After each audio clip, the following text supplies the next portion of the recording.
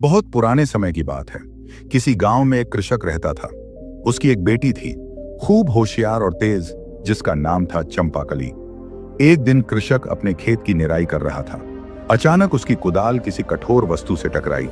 कृषक को समझ नहीं आया कि वह क्या चीज है।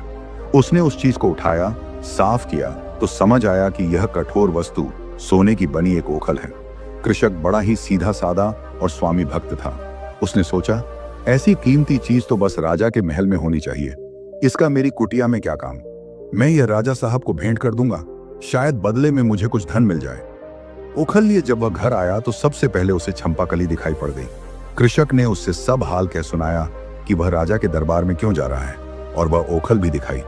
पिता की बात सुनते ही वह बोली, पिताजी, पहले आप मेरी बात सुनिए। इसमें कोई शक नहीं कि यह ओखल बहुत ही खूबसूरत है, पर अमीर लोग बहुत ही नखरेबाज होते हैं।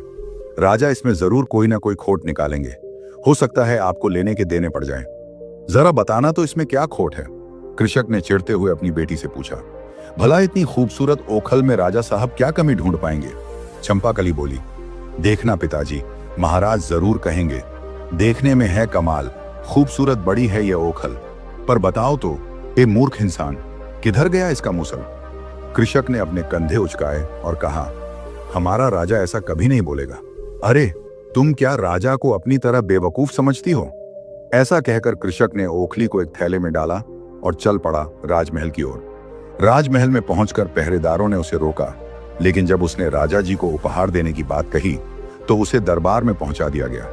दरबार में कृषक ने राजा से कहा, अन्नदाता, मुझे अपने खेत में निराई करते समय यह ठोस सोने की सुंदर ओखल मिली है, और मेरा मानना यह है कि ऐसी सुंदर चीज आपके राजमहल में ही अच्छी लगेगी, इसलिए मैं यह आपको भेंट करना चाहता हूं।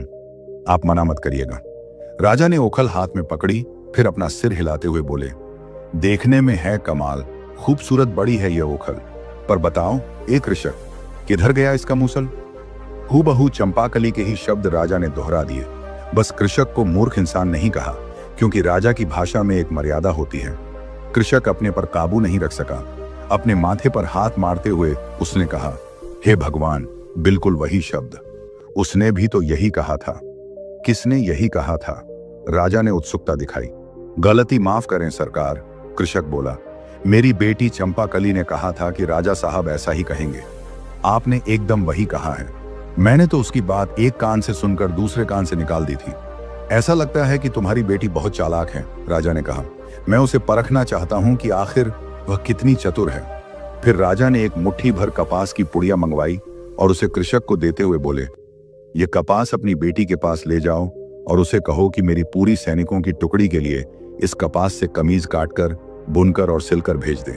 सारी कमीजें जल्द से जल्द पूरी फौज के लिए तैयार हो जानी चाहिए। यह सुनकर कृषक को काटो तो खून नहीं, पर वह करता भी क्या। राजा से जबान दराजी तो नहीं कर सकता था। सो उसने चुपचाप कपास की पुड़िया उठाई, राजा को सलाम ठोका और घर की तरफ चल पड़ा। ओखली के बदले किसी उपहार की आशा तो बेकार ही थी। सजा नहीं मिली, यही बहुत था। गिरते पड़ते कृषक अपने घर पहुंचा और अपनी बेटी से बोला, बेटी चंपाकली, तुम्हारे बुरे दिन आ गए। ऐसा कहकर उसने कपास की पुड़िया उसे पकड़ा दी और सारी बात उसे बता दी। पिताजी, आप तो बेवजह ही घबरा जाते हैं, थोड़ा मुझे सोचने तो दो कि मुझे क्या करना है। चंपाकली ने कपास की पुड़िया ली और उसमें से कपास निकालकर पटक पटक कर झाड़ने लगी। कपास चाहे कितनी भी कुशलता से साफ की जाए, पर बीज अलग करना बहुत ही मुश्किल होता है। एक आध बीज बिलौना उसमें छूट ही जाता है। इस समय भी कपास में से 2 बीज नीचे गिर पड़े। चंपाकली ने उसे उठा लिया और अपने पिता से बोली, पिताजी, आप सीधे महल जाइए और राजा से मेरा संदेशा कहिए। मुझे उनकी चुनौती स्वीकार है, बस मुश्किल यह है कि मेरे पास चरखा और करघा नहीं है। मैं सूत कैसे काटूंगी और कपड़ा कैसे बुनूंगी। इन बीजों के खोल से वह चरखा और करघा बनवा कर भेज दें। जैसे ही वे दोनों चीजें बनवा देंगे, मैं उनका काम कर दूंगी।